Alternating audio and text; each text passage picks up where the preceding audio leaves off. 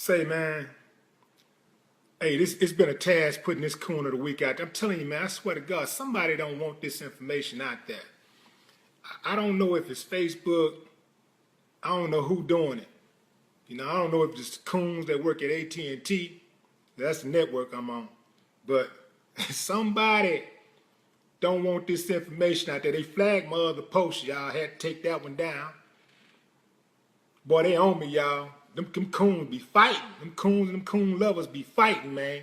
But I'm going to keep fighting right back. I don't know no stop. Every time they try to stop me, I'm going to keep on going. Every time they knock a post down, I'm going to put another post up. I'm going to put something up on YouTube. I'm going to put something up on Twitter. I'm going to hit Instagram. I'm going to hit the Vibe. What they call it, the Vine, or whatever it is, man. I'm going to put the information out there. I stand out there with a bullhorn in the middle of the damn street and give you the information if that's what I got to do. That's what I'm going to do. Non-stop, baby. That's what I'm talking about. Non-stop. This week, Coon of the Week, coming to you live and direct. Shazare and DeMarquio Taylor and Devontae Middlebrook for their senseless murder of Tyson Gay's daughter, Trinity. This happened over the weekend in Lexington, Kentucky. It went like this, people. 3 Kentucky men, including a father and a son, have been arrested and charged in the fatal shooting of Olympic sprinter Tyson Gay's 15-year-old daughter, Trinity, police announced. Shazare and DeMarquio Taylor, 18 and 19, were taken into custody on Sunday and charged with wanton endangerment hours after the teen was fatally shot near a restaurant, the Lexington Police Department announced in a statement. A third man, 21-year-old Devontae Middlebrooks, was also arrested and charged with wanton endangerment, along with the possession of a firearm by a convicted felon in connection with the shooting. Officers responded to the parking lot of a local restaurant at around 4 a.m. on Sunday after receiving a report of gunshots, according to a press release obtained by People. Witnesses told authorities that there was an exchange of gunfire between 2 vehicles and Trinity was caught in the crossfire and shot. She died later at the hospital. The teen was struck in the neck, according to the Associated Press. And authorities said Middlebrooks fired multiple shots during the incident. Police told the AP that investigators don't believe Trinity was in either of the vehicles involved. I'm so confused. She was just here last week for fall break, the Olympic gold medalist told Lex 18 of his daughter. It's so crazy. I have no idea what happened. In the wake of the shooting, USA track and field team shared their condolences in a Twitter post, writing, "Sending our thoughts and prayers to Tyson Gay and his loved ones as they mourn the tragic and senseless loss of his daughter, Trinity." You got that right, tragic and senseless. And all too often, this phrase is being repeated in our communities. Tragic and senseless. Happens on the police side of things, happens on the community side. We're fighting a two-level war here. We got to deal with the police, and then we're fighting amongst ourselves. We gotta stop this amongst ourselves. Now, this killing ain't had nothing to do with systemic racism. That's the police thing. That's the whole police brutality, all that stuff going on, these senseless killings that they do. Yeah, that's all systemic racism. But now, this other head on this beast is this self-inflicted trauma that we cause one another. These self-inflicted atrocities. And I can tell you exactly where it come from, because I used to be one of them dudes in the streets like that. I didn't care. I didn't care. I mean, I was careful not to pop up no kids, no women, but I was pretty wild with it. And I can tell you where it come from. It come from the conditioning of being in America, where time and time we've been programmed to believe that black life really don't matter. And so with this sickness that America injected us with, where they time and time again have shown us in the legal system and socially that black life don't matter. We kind of have adopted that mentality. They say black life don't matter, so we say, okay, it don't matter. So I can kill him and I can get away with it. I'm going home. Now you got the dudes out there in the street, they'll be like, man, I'm going to smoke him. I smoke him in a heartbeat. Bump into me, look at me crazy, try to holler at my girl. I smoke you for anything, any little thing.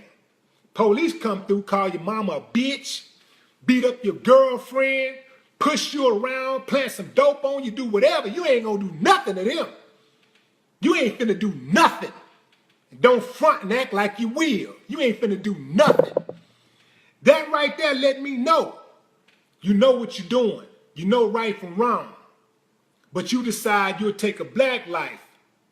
But you won't do nothing to them folks that's out here disrespecting you every day. You ain't gonna do nothing to them. That's coon behavior. That's straight up cooning. And you gotta be called on it. Sick and tired of hearing people in these forums and these posts talking about this little girl like it was her fault that she got killed. Well, what is she doing out at 4 o'clock in the morning? Like your ass ain't never been out at 4 o'clock in the morning when you was a teenager.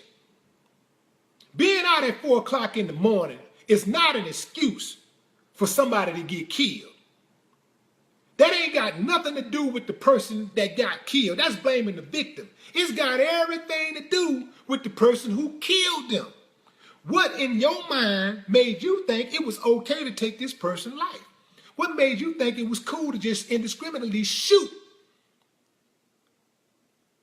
and hit somebody, kill an innocent person? People who take the lives of the innocent, our women and our children, they have no place on earth. There should be no refuge for these type of people. They got to be put down. It's time for the real man to step up, claim the community. The gangbangers and the killers don't own the community. The people own the community. It's more people than gangbangers and killers. It's time for the people to stand up. If the people want the community, they gotta take it. You gotta take it. It ain't that hard to take. All it's gonna take is one person. You know how you ever been around in a situation where somebody was a bully and then the bully finally got beat up and everybody was like, oh shoot. Okay, he ain't that bad after all. That's how it is with the gangbangers and the shooters and the killers. They the same way. Many of them, they're the same way. When they realize, when we start putting a premium on black life and we saying, you gonna get it if you get out of line, I don't give a damn who you is, who you associated with, you gonna get it, that's when it's gonna stop. Because that's why they don't mess with the police, because they know when they mess with the police or they kill certain kind of people, the police gonna make it hard for them to move around. So they put a little bit more value on their lives. Then they do their own life. This is coon behavior to the umpteenth. This straight up coonery. Straight coonery. Has nothing to do with gun control. Some people say, well, we need to take the guns off the street. The guns ain't the problem. It's the damn fools with the guns that's the problem. The guns ain't a problem. It's thousands of cops out there on the beat that's doing their job correctly that wear a gun. There's thousands of cops who ain't never bust their gun on duty in their career. It's many thousands of cops who retire after 30 years on the force ain't never bust their guns one time. Then you got these trigger happy bastards that's coming into the force so they can bust. They want to bust. They looking forward to busting. So the guns ain't the problem. It's the loony ass fuckers with the guns that's the problem.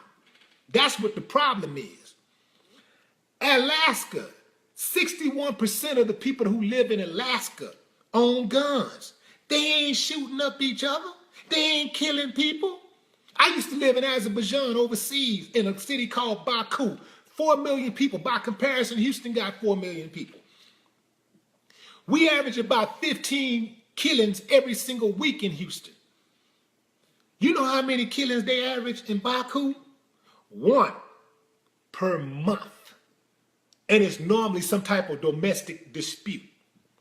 Women can walk the streets at 4 o'clock, 3 o'clock in the morning in full dress, makeup, tight jeans, tight dress, whatever, skirt, whatever, and not get murdered, not get kidnapped, not get raped. You know why? Because they got a common courtesy, decent respect for themselves and each other and the people in their community. That's why. And they're poor. The majority of people there are poor. But if you put your hands on them women, put your hands on one of them women, the whole neighborhood gonna whoop your ass. I seen it happen. Whole neighborhood, dude jumped on his girlfriend. Whole neighborhood was beating his ass. Old women and children out there with broomsticks hitting his ass across the head. That's what I'm talking about. That's how you take the community back. The gangbangers and the killers and the thugs don't run the damn community. They don't own the community. The community belongs to the people. That's who the community belongs to. The gangbangers and the killers and the thugs, they only here for a minute anyway. Their ass going to jail or they going into a grave, early grave. It ain't their neighborhoods. It ain't their communities. No way. It can be taken back. The people got to stand up. You got to stand up and take your community back. If you want it, you got to take it back. You got to put some action in it. And don't look for the police to do it, because many of the police are involved in the conspiracy to help destroy the black community. And they like the drama. They like the gang banging and the killing. They like it. It's fun to them. They get, and then because they get to go around and bang on the gang bangers and kill the gang bangers, and when they get ready to. They like it. So don't look for them for any help. In fact, once you start doing the right thing, once you start cleaning up the community, just like with the Black Panthers, the police is going to infiltrate and try to come in and try to help, try to destroy what you're trying to build. Yeah, this happens in real life. So we got to do it ourselves. Real talk. All you cats out there that call yourself men, take your community back. Take it. It's yours. The dude, DeMarquio Taylor, Cesare Taylor, I don't know which one is the father, but whoever that father, whichever one is the father, need his ass whooped. He need his ass whooped by a bunch of fifth graders, 100 fifth graders need to just grab hammers and beat his ass. How you gonna put your son in a situation where he caught up in a shootout? Now his life is over. He's 18 years old. His life, 19 years old. 18, he's 18. His life is over. He done. You did that. You're supposed to be trying to set an example for your son and make your son a better version of yourself.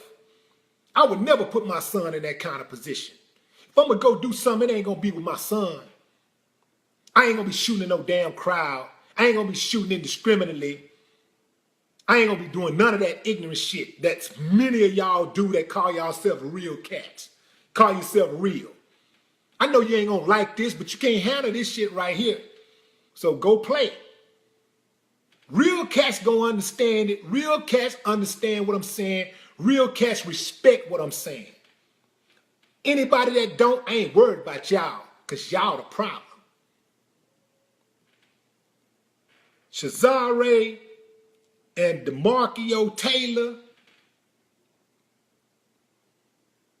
Devontae Middlebrooks, for that ignorant shit y'all did, y'all deserve Coon of the Week. In fact, if y'all know them suckers out in Lexington, Kentucky, if y'all know them, reach out to them fools and let them know they Coon of the Week.